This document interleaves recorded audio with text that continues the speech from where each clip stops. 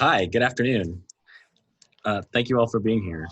Hope you can hear me. Can everyone at least acknowledge that you can hear? Terrific. Great. Um, thank thank you for being guinea pigs. I know we've got a few people participating already. Hoping to have a few more um, on our little experiment here. This is the city's first community conversation, and we hope this is the first of many opportunities to put community leaders in a virtual room together with residents and stakeholders. As we all kind of work to identify the new normal here at the city in the aftermath of COVID-19, this method of gathering may become a fundamental part of our public outreach. So thank you both to the panelists and to those attending for joining us. We have a topic that I believe is very interesting to a lot of parents and caregivers right now, caring for kids during the pandemic. Today's panelists, I'll introduce. One we are still waiting on, Rep. Courtney Neron from District 26 of the Oregon House of Representatives will be joining us shortly. We have Wilsonville Council President Kristin Akervall. We have two representatives from the Wilsonville Library, Joe Caisse, Youth Services Librarian, and Deborah Gitlitz, Bilingual Community Outreach Librarian. We're also joined today by Behler, Wilsonville Parks and Recreation Program Coordinator. And we have some ground to cover. So we are still awaiting Rep. Neron, but one reason this came together was the sort of specific interest in this topic. Councilor Akervall, why was it important to you to have this specific conversation? You know, we've all been just kind of inundated by a lot of change lately, and as we're trying to figure out how to adjust to some of the new landscapes and challenges that we have to navigate right now, I saw some information being put out about health information and maybe employment information, economic information, and of course I feel like those are very important topics, and I was glad to see those support come out from different aspects. But one thing that has struck me is how much change I've seen in our life here at home, and the work of parenting and providing care for kids has really changed. What that looks like in our house has really changed the last few months. Well, I think that this is always important work, but I wanted to especially give space to it right now and kind of acknowledge some of these changes that we're seeing and reach out and provide support to our community members when we are trying to navigate these challenges and different routines, and our kids are trying to also navigate these new aspects. It's a lot of increased stress and anxiety. Sometimes I think we can feel alone in that stress and anxiety. We're not having the normal connections with maybe other families at school, or a different social events that we would normally do, or activities. So I want to remind people that we are not alone right now. We've got a squad of support around us. It looks different right now, but I've been leaning into my squad for support big time the last couple of weeks. And so I'm just thankful that you all can participate in this call and help share some resources for people, and just some support, some emotional support right now too, as we're all trying to figure out new patterns and find some success through all of this too. So thank you. Terrific. Well, you are not alone. I have a 4-year-old and a 14-year-old at home, and always with two parents working from home, it's bittersweet because we are there with them, and that's nice to have that extra time, but we're also there ignoring them. So you're there with what should be this wonderful sort of experience with them, but half the time you're telling them, no, not right now. And that's really frustrating. Yeah. You know, we found, because it's like this time period where you're engaged in little spots, and then all of a sudden, you need to be on a call if you're trying to work from home, or something like this. And sometimes the kids are left to kind of navigate things themselves, and that's a new thing for them. So we found that trying to do some scheduling for our family has been really helpful. I think at the beginning of this, we all saw those elaborate schedules being shared around on social media where it's science from 10 to 10:30. That intimidated me. Reading at 2 p.m. and that is not our family.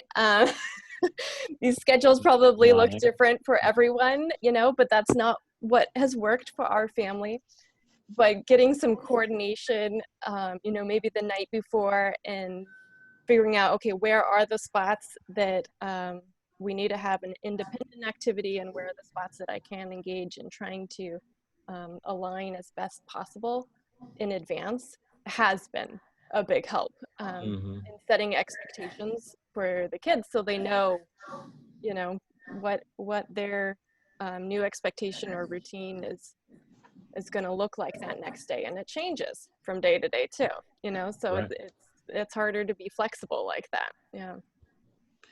We are now joined by Rep. Courtney Neron from Oregon House District 26. Welcome. Thank you for finding us. Thank you for having me, and I apologize. It did take me an extra 10 minutes to find this meeting for some reason today. So we got the correct link, and I'm here. I'm happy to see you all. Likewise. Well, glad you found us. We were just talking about feeling a little less alone, knowing that there are other people in this predicament with us. You also, in addition to being a former educator, are also a parent. I guess what has and hasn't worked for you? Absolutely. This is such an unusual time. What has worked is keeping the connection to my kids as a priority. It's been really hard for our family to transition to being home and creating our own structures. And both of my kids are struggling with motivation for their classes. And they're both very curious, love to learn kids, but we're definitely finding our way with how to make distance learning work for each of them and their unique personalities. And I think a lot of families are doing the same, but really keeping in mind that at the end of this, we need to look back and have tried our hardest to make sure that we've prioritized our family connection through this, because it is a really stressful time. But yeah, they're home working today and playing, and we're making the most of it. But it is a difficult time for lots of people, and we're all making our way through it together. Interestingly now, so you've got dual role, a couple of you with dual roles, both as policymakers and parents. What conversations are happening now, very early into this conversation about the new normal, to sort of influence maybe how children are best taken care of? Do you want to start with that one, Kristin? Well, I'm assuming you probably have some information to share on childcare and what that might look like at the state level too. Just in my circle of friends, we have lots of conversations, as I'm sure we all are, with our peers going on how to navigate the distance learning right now with schools. And I know there's challenges on all sides of the monitor, right? With students and parents, but also on teachers and learning this new platform and how to teach in a very different way too. And I think we've probably all seen things kind of evolve and change over the last couple of weeks, and we'll probably still see some of those changes happening.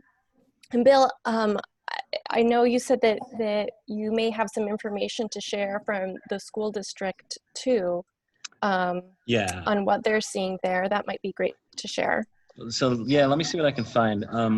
Andrew Kilstrom from the Wilsonville School District was supposed to join us today, had a conflict and could not make it.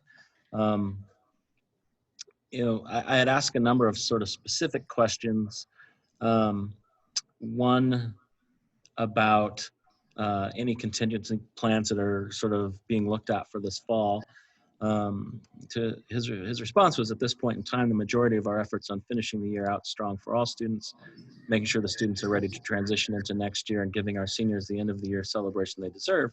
It's early to speculate on the fall and what to expect and what the start of the 2021 school year could look like. Districts statewide are working together to plan for all possible scenarios. And of course, the school will provide updates as the situation progresses. So as you would expect, it's kind of early to sort of anticipate what's going to happen in late August, early September, in mid-May, but clearly the conversations are happening at the legislative level, at the school level. Shifting the conversation maybe a little bit, I'm curious to ask library staff, Joe and Deborah, I would imagine you have several parents coming to you with for help in keeping kids busy during the day. What's working? Have you found something that you're able to consistently sort of recommend to parents? Well, you know, at the library, we're all reading, and reading still is happening. Even though our building is closed to the public right now, library staff are still available 7 days a week during our usual open hours. So parents can contact us either by phone at 0362744 or reach us at children's at wilsonvillelibrary.org. So if they have any questions about resources that they want, and I should also mention that families can still get library cards. If they don't have a library card through us, they can get an e-card at this time.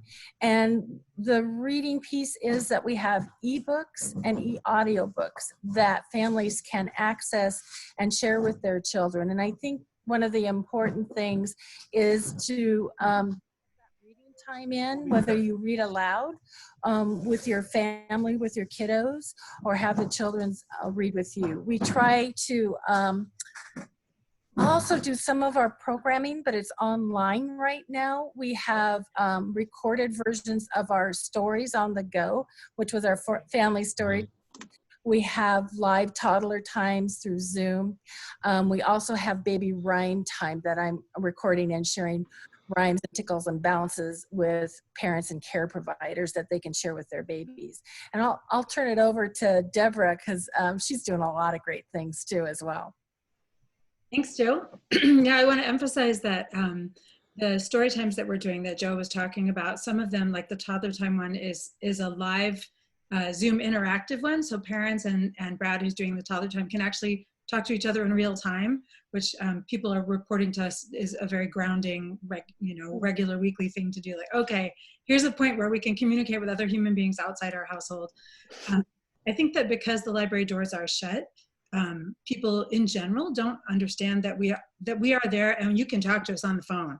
So we do want to get the word out that we're still here to answer people's questions, to answer like the specific questions you were asking, Bill. If somebody says, hey, we're working on this for school, do you have any suggestions of resources? I could list 15 resources right now, but they're not going to be specific to the individual listeners, but you can call us and email us and we can help you on a day-to-day basis. So we're there as resources. I am also trying to emphasize things that will support community conversation and interaction, because what I'm finding is that what I want right now, like as you all were saying, we started out with these templates and these schedules and these grand ideas of specific activities that but what I'm finding is that I just want to see the familiar faces of people I know, and I want to find out like what we're doing right now. How are you doing this? Like, what does it look like from your side? So from the library perspective, we're experimenting, because it's still new, with ways to support community conversation. But one thing I'm doing right now is I was already doing for myself and my friends a daily dog walk scavenger hunt. So I walk my dog every day and I do this themed scavenger hunt just to keep myself interested and then to have an exchange with my friends and family. And I've extended that to the library community. So every weekday on Facebook, there's a posting that says, hey, what do you see in your community today that's reminds you of flowers? Or what do you see that's a really interesting green? Where do you see circles? When I can, like with circles, I include an early literacy connection.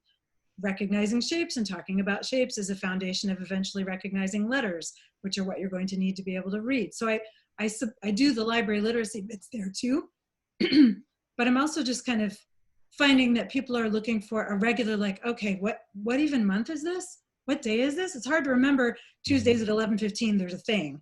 But if you can just say like, okay, every day, if I wander over to the library website, there'll be a conversation happening because they're doing it every day.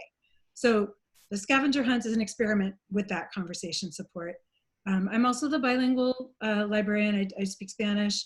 So I'm experimenting with recording some Spanish interactive rhymes, some bilingual rhymes and games, some stories. The main challenge there, I think, is figuring out how to connect those resources with the people in the community who would enjoy using them. So I'm going to be talking with Kristin more about the dual language groups at the schools. And I'm also working with some of my external connections to try to see who in our Spanish-speaking community needs that sort of connection. I do a couple of early literacy challenges every week on Facebook, and then we also have Twitter and Instagram. So there are, I'm still waiting. We're still kind of throwing things out there because we can't meet face to face with people, you know? And so we're kind of going, hello, is this something you need? And then, hello, did you hear us? And then people feels like, oh, wait, I didn't know about that. So some of that is the momentum of spreading from friend to friend so that we kind of get a sense of what's useful to people. We are super receptive at the library. That, you know, what we do is try to connect people with the resources and entertainment and information and community that they need. So we really want to find ways to connect and say, hey, we're here, what can we do? And we right, you've developed an astounding amount of virtual content, which I know people can find by tracking down the city's YouTube channel. We'll have to put a resource list of sort of online links at that'd be great. on our community conversations page after the fact, where we can sort of point people to a lot of the things we talk about today. But I've been really impressed at the library's ability to adapt and provide many virtual services via video, like the story times, but then also, you know, the virtual services that maybe aren't necessarily video friendly, like the ebooks and audiobooks that people have access to. We're going to run a lot of those down in the June issue of the BFM. I think we've given the library sort of two full pages to promote virtual services and the summer reading program. So look forward to that as well. Good. Great. One challenge we have at our house that I'm hoping Erica can speak to a little bit is keeping our kids physically active, because the inertia sort of sets in and they love nothing more than just sort of sitting still with whatever snack they want in front of a television.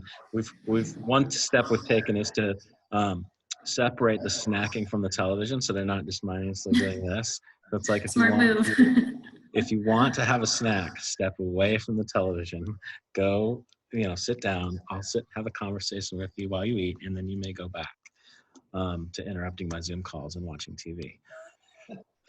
So what, Erica, if anything, is sort of available for people who might need to work on physical exercise or other ways to sort of keep kids motivated?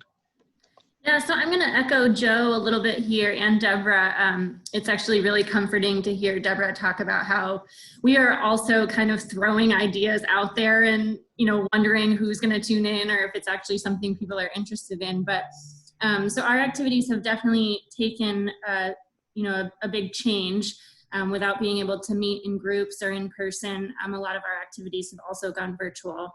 But like Joe said, reading isn't canceled. Nature isn't canceled either, which is really exciting. So our parks actually do remain open for walking, biking, rolling, those types of things. And even if playgrounds are closed, even if, you know, there aren't organized sports, there's still a lot of ways to get outside.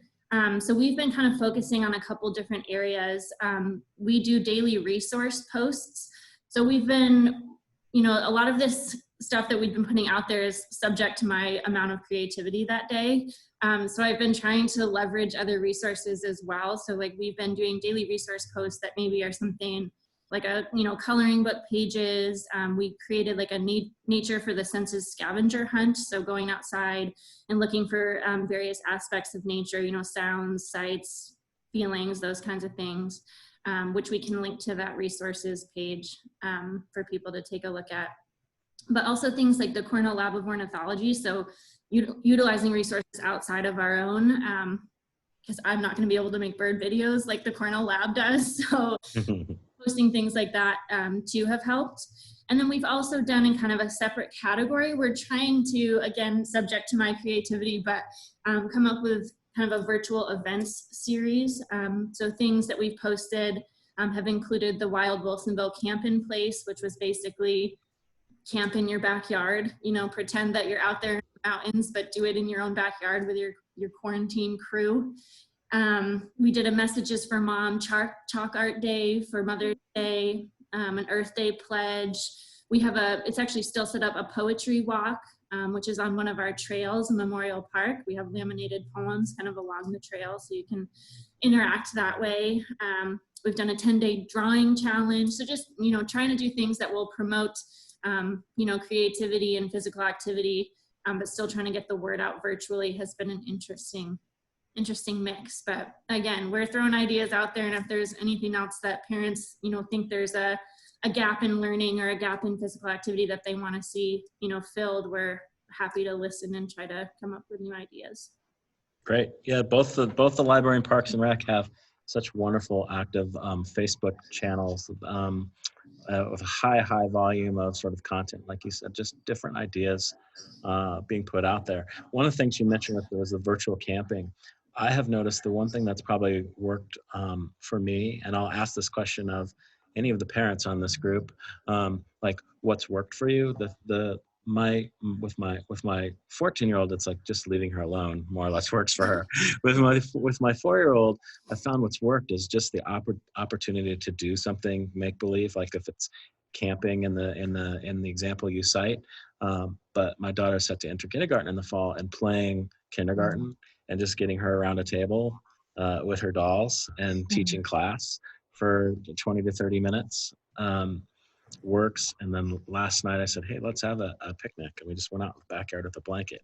Anything that allows them to kind of role play something other than sitting around has been really wonderful and really connective. I'm wondering for the other parents, what do you feel has worked? What's been the sort of success stories? I love that example that you use with the picnic and needing that sort of imaginative, different type of engagement, social interaction. Is one thing that I've observed, I think, and learned in the last couple of weeks too. Is with my daughter, she's a little bit older than your youngest, but still developmentally, I think in that age range where play and social interaction for her, it doesn't look like sitting down and having a conversation like we're doing right now, on Zoom or something like that.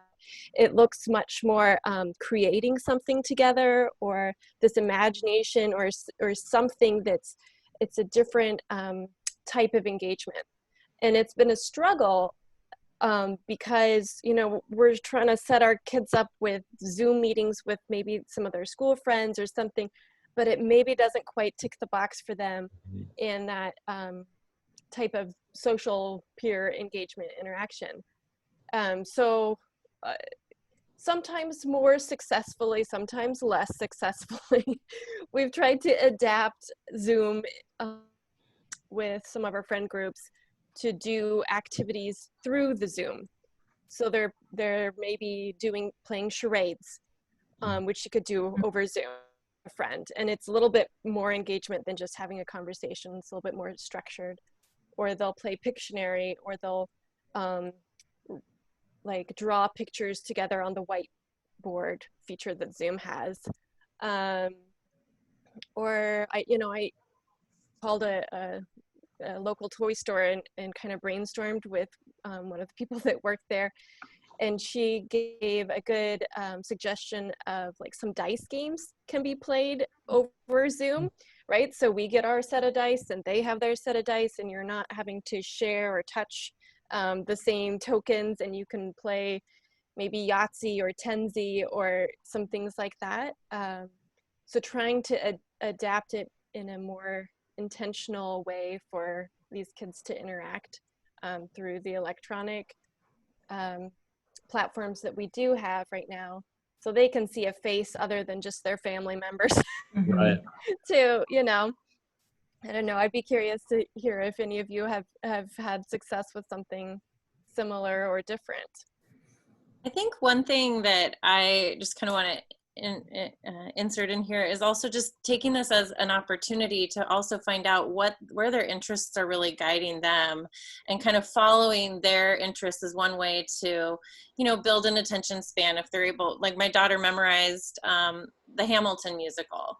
That took her a long time, right? She worked on that. She has the time and she was interested. And then my son is really interested in coding. So we've been letting him do more screen time maybe than normal, but he's really pursuing an interest and building some skills there. And I think another thing that I've really kept in the back of my mind as I interact with them, and again, try to follow their lead, which sometimes means that I'm listening to a lot of conversation about Legend of Zelda, and we do our best, and it is, again, a passion of my son, so I listen and I'm there for him. It's very important to him, and then, you know, maybe I'll invite him to play Mancala with me, because one of my goals is also to really face-to-face as much as I can. I'm in here doing work and Zoom calls, and I try to go check in with them as anytime there's a break. And so do they need anything? Just quick conversations can go a long way, but really just finding those opportunities to have eye contact with them. We're often, even if we're in our own home, doing kind of our own thing. And for some parents that are working while home, we have to remember to turn to them and give them that time and attention face to face, and really value what it is that's on their mind, that they want to be thinking about, that they want to share with us. Also finding opportunities for humor. There's a lot of stress, and as parents, we're feeling it. We're trying to go through a normal day. We're trying to build in structure. We're trying to be as productive as possible. All those things are challenges right now, but trying to like find humor. So like my kids really like the Holderness family videos, and they really know how to make fun of what we're going through. You know, I love the chalk your walk concept, and I'm going to have to do that the poetry walk you just mentioned, Erica. That sounds so cool. We've been going out to Graham Oaks as often as possible, which is so beautiful. And for any parent that knows about the Lupin Lady book, this might be a really good time to read the Lupin Lady and then go for that walk, because all the lupins are blooming. So really connecting nature and literature and being outdoors and going on an adventure that's reasonable. We have it all right here in Wilsonville, and figuring out what speaks to our own kids and how we can follow their lead again, but also inspire them with what's available. I think that's a great point of finding that connection. That's how I felt about playing kindergarten pieces, because that's yeah, exactly what made me think of it. on her mind, right? Like, this is about what she's about to go through. So how do I relate it to, how do I, you know, get down eye to eye and speak to her, to the things that matter to her? So yes, Deborah. I just wanted to emphasize from the library literacy point of view, all the things that you all are describing are really nourishing language and literacy development. And that's something that we'll try maybe to emphasize even more on the library pages and communications. Things like the poetry walk in the woods, that's connecting activity and literacy. I'm an independent literacy trainer also, and I do a whole training on imaginative play and how it nurtures language and literacy development. And so the kind of imaginative play that you're taking the time to engage in, I want to help communicate to all the parents listening and to any other parents in our purview. You may not be doing a lesson plan, but if you are having these kind of nurturing engagements, you of course are feeling the effects yourselves, but I can say as a literacy expert, you're also developing language. So it's a fantastic way to go about that. Great.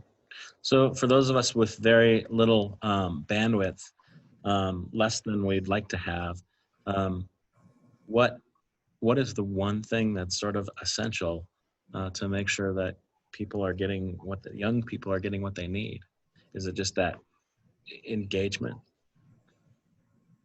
I know there's no scientific answer from this group, and I don't expect it, but what do you think's kind of what's essential right now? I think humor is a piece of it. That bonding with your kids, and whatever way that you do, whether it's through reading or going on nature walks, that connection is huge to show that they're important, give them an idea, that feel of normalcy, that things are fine, that we're together, just that connection. Right, we're all involved right now in a lot of sort of planning and looking ahead at what things might look like, what distance learning might look at, like what the new normal might look like. Is there any sort of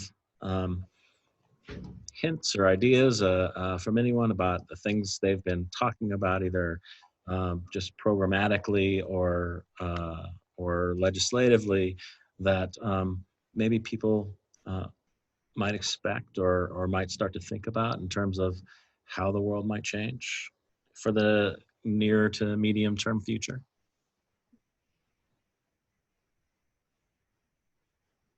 Well, I think I'll jump in here. In terms of legislatively, we are in an interim period, which means we're not meeting in Salem. I still get asked regularly if I'm working in Salem, but I'm just like so many people working from home remotely. We are planning or anticipating a special session where the governor will call us back in so we can make policy changes. Obviously, she's been doing most of our response in Oregon through executive order, but there are some statutory changes that we'll need to make. We anticipated a special session in March, and now we are currently anticipating that after the budget forecast on May 20th, that she potentially will call us in after that. We are anticipating cuts budgets going forward. The revenue in Oregon, our revenue sources obviously are taking a major hit, as we all are, and that will impact our everything from education to, well, all the departments have been directed to make an 8.5% cut to their budget going forward, and that is in anticipation of the fact that we are not expecting good news on May 20th when they do their estimates. So I think in terms of going forward legislatively, I'll be meeting, I just got appointed to be the vice chair of our House Education Committee, and I'll be meeting with our chair and other vice chair this week for the first time. We'll talk about policy agendas going forward. I anticipate we're going to need to be very agile and learn a lot in a very short amount of time to respond well, but do a lot of listening, kind of like we're encouraging to do with our kids. We're going to be listening to our communities and figuring out what do our school districts need, what are the experts saying. We have a lot of major questions. How long are we going to do? Distance learning is still, we don't have answers for that. A lot of it depends on how this virus goes. We will definitely be needing to talk about seat time if that needs adjustment. In statute, we have a certain amount of hours of seat time for each kid in school, learning time, that is. We need to talk about what the expectation is, even just everything from, masks to distance of desks. I mean, what are we going to have to consider, and how are school districts going to assess students when they do return? Some students have access to really structured, resource-filled environments at home, and potentially are excelling at a different rate than kids that maybe don't necessarily have a parent to sit sit by their side as they go through a difficult math lesson, or, you know, tackle new reading words. So kids are potentially traveling through their education at different rates right now. So we're going to have a lot of questions to answer when we do see those kids ideally in the fall. I think one thing that I really want to bring up is the importance of, maybe it's off topic, maybe it's on, the importance of parents taking care of themselves so they can do their best for their kids. And this comes from my deep, deep concern that right now our child abuse reporting numbers are down. And we know that we have a lot of parents that are stressed out and a lot of kids that are home.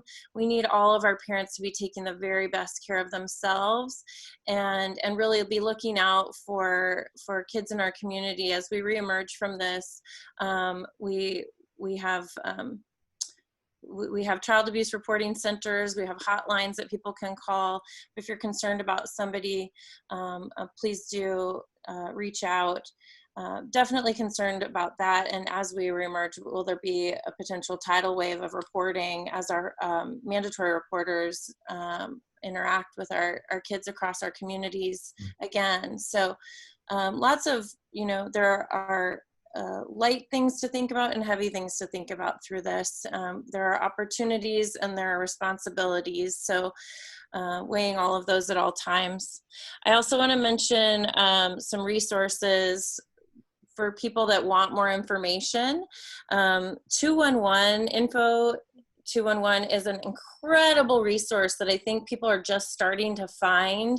It's like a triage for information. If you want to know about childcare resources in your neighborhood, or you're having a hard time paying a utility bill, or you need a phone number for an information source, 211 is an incredible phone call or website that serves the entire state of Oregon, where people can get the information they need. They're one of our most up-to-date for resources for childcare, for example. So if somebody is needing emergency childcare, our emergency childcare is operating, but most other childcare is closed currently. But you can find your slots for emergency childcare by calling 211. And sometimes we just need that landing place to figure out what direction to go after that. So really wanting to kind of stress everything from the personal, take care of yourself, to outreach for help when you need it. But it all comes back to, you know, we're all in this together, and how can we look out for each other? And as we take care of our most vulnerable by staying home and protecting lives, keeping our curve down, how do we also not create more vulnerable populations? And how do we continue to look out for each other? Yeah, that's great advice. Anyone have any good just quick nuggets of things you're doing for your personal care in order to allow you to be the best you need to be for the people in your lives, young or old? For me, it's a daily walk. If I don't get my walk in, forget it. If I do, I can handle the rest. I like that. You know, we've learned that we need to be intentional about creating some of these new stress relief and self-care things, because for both ourselves as adults, I mean, you know, your comments about parents taking care of themselves and making sure that they're in a good spot to do the work that we need to do right now is so important. But also finding ways for our kids to also find those self-care and stress relief, because I'm seeing a lot of their activities, maybe sports that they used to do, or friend circles at school, or things like that. Those are gone, you know, right now. They're not happening in the same way. And if we aren't intentional about finding a true replacement for those, then maybe these kind of low quality replacements starts seeping in, like the snacks in front of the TV, or you know, that just aren't going to be doing that important work of helping continually relieve the anxiety and stress that kids are feeling right now too. So at our house, in fact, several weeks ago, my daughter brought up that our new family goal should be that nobody cries, nobody gets upset until 3 p.m. like that's our goal. We got to try to make it till 3 p.m. You know, because some days we make it, some days we don't. And it's like, I just want to be honest about it. This is not like, oh, we just all dig in and then it goes swimmingly. There are days that you feel like you are just failing, even though you're putting your best efforts, your best foot forward. So full honesty and transparency there. But some of the things that we have found help us make it to are doing reading, getting outside, moving around. My daughter has taken to watching Bob Ross, the painting videos, and doing some painting. Very calming voice. And, you know, one of the lines he repeatedly says is, you know, about creating your world, and it's your world and you have control over being able to paint it or create it how you want to. And right now, when we feel we don't have control over so many things in our world, that's a great mental image and spot to be in, of having that control over making something beautiful. And so we've enjoyed doing those activities as well. And we're having to, I appreciate all the new content that the library and parks they're putting out there, because you got to try new things. Maybe some of those old self-care habits that we're not able to do right now. And it takes a couple tries to find a replacement that really locks in and matches what you're looking for and what you need. So it's good to try some new things and keep trying until you find something that's going to fulfill. Important for kids and adults right now. Indeed. Well, we could probably talk on this topic a long time, especially those of us with the kids at home, but I'm respectful of your time. I had intended to take some audience questions. We have a smaller audience, but we are going to also be posting this on our YouTube channel, so people that can tune in after the fact. And with that, I'd like to get some resources that you've mentioned today and sort of provide those all on the YouTube page so people can access those directly. I would like to just kind of end on a high note and ask everyone from their perspective, either with their constituents, their family, their customers, to provide sort of one positive story of in all of this sort of darkness and uncertainty, one sort of interesting sort of positive thing they've found out about themselves or their family, or that's made this situation you know, reflective, or finding a, you know, just finding a positive. Sorry to stammer. Who wants to start? I'll start. Am I muted? No. Many things went through my head when you said that, but one thing that's been reaffirmed for me is that when I am cut off from the opportunity to help community thrive, or when I'm cut off from my usual channels of that, I'm a helper, I'm a librarian, I'm a nurturer. It makes me feel unhealthy. And so it's been really interesting to watch, like the tendrils of a little weed growing through cracks in a sidewalk. Like my psyche's just finding new ways to find my, like, I just need to connect people to one another, and I need to connect with people, even if that part of that is the level of just wearing my mask and walking around the neighborhood and like sparkling my eyes at people who sparkle their eyes back, you know. Some of it's that and all the sidewalk chalk stuff, and some of it's figuring out how to connect with the Wilsonville community and support them. So I've been, it's just rewarding to see myself struggle through challenge and find be in the process of finding new ways to thrive. Terrific. Erica? I think for me, it's both reaffirmed that I need to be outdoors every day for at least 30 minutes where I go crazy. Even if it's pouring rain, I put my rain jacket on and go outside.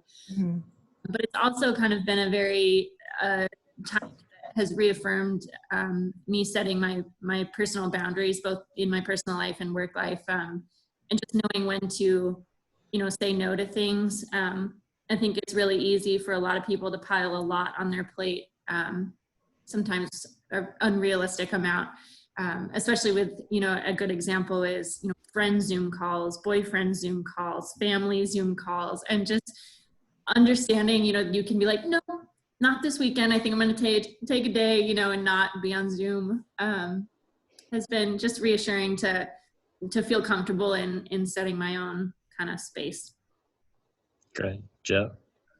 Well, I think for me, I've been so impressed by the Wilsonville Library staff and how resilient we all have been. We've all pitched in like a team to come with some different creative ways to connect with our community. And I'm just so appreciative of all the creativity, the fun that we have, and just that sense of team that has just helped through this very confusing time that we're having right now.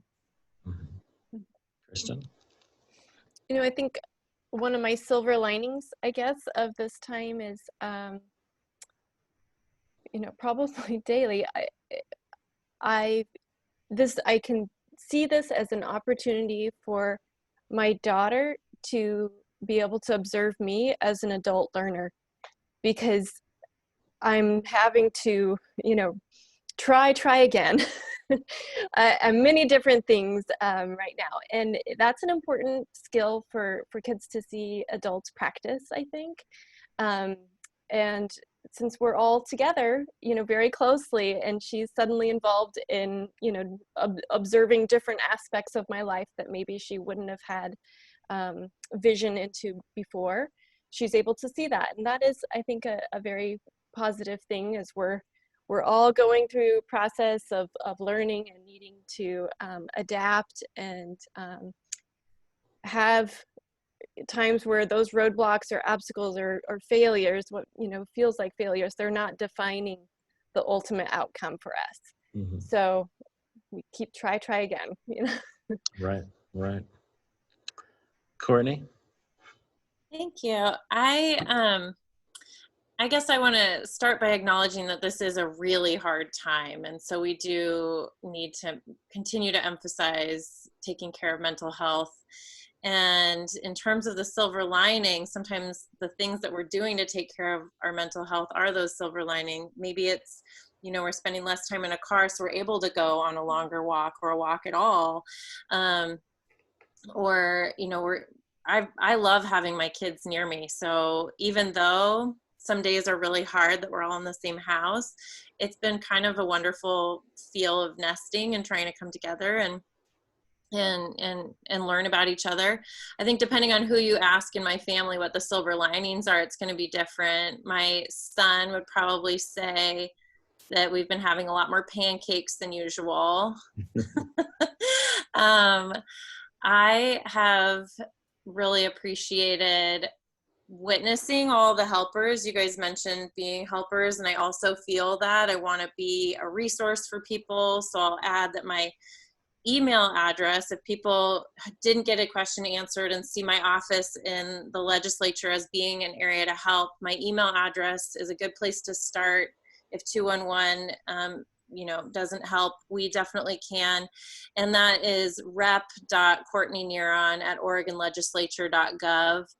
And then, you know, just having a little bit more time to read and learn, like Kristin said, we're all learners right now and what's the best approach is, but having kind of people step up and be creative in their own unique ways. We had a woman come around our neighborhood and take pictures of families at their front porch, and what a gift to have a family photo for one thing, but that she was sharing, and all she asked in return was that we give a donation to I believe it's called Heart of the City, and our family has given to Wilsonville Community Sharing, which is responding to a need. Everybody has different needs, and we need to do what we can, where we can, when we can, and also the time, like Erica was saying, that we've been spending outdoors as a silver lining. And I also want to just add, because this was a really heavy time for my family, but I had a huge silver lining this morning. my daughter, knowing that it has been very hard for me that my grandmother just passed away and we haven't been able to grieve in the same way that we would have otherwise, my daughter drew a picture. So she's been drawing a lot. So I'll share that with you. She's been drawing all the time, and it's such a gift. And I woke up to this picture of my grandmother by my bed. So we're learning, you know, we have time to explore. We have to take care of ourselves, and sometimes those two things can come together. So I guess I would just encourage people to find the things that really make you connect with your family and pursue that. Listen to your children, understand that they're also experiencing a challenging time and might need to process, might need to melt down before or after 3 p.m. It's such a challenging time, but try to find those positive things and cling to those. And if you are really having a really challenging day, parents and kids alike, one of my favorite things to encourage people to do is at the end of a really tough day, count 5 good things. And every day there's 5 good things. Even the worst days you can find, you know, the sun came out, or maybe the rain watered the plants, you know, whatever your 5 good things are, you can usually find 5. And that's a really good exercise for people that are having a really challenging time. Great. I will add one other silver lining in that in a situation like this, you realize how many helpers are out there, and I count all of you among those. So I appreciate the great work you're all doing, and I appreciate you coming to me today to talk about it. Again, as I said at the outset, this is going to be kind of maybe one of our new normal for City Hall to be able to sort of engage with people in this manner. So I appreciate the experiment. We'll post this on YouTube with some resources that you all shared today, and hopefully you can share it with more people so people feel a little less alone. Thank you all for your time. Thank you so much. Thank you. Thanks again. Thank you. Hang in there, everyone. Bye. Bye. Bye.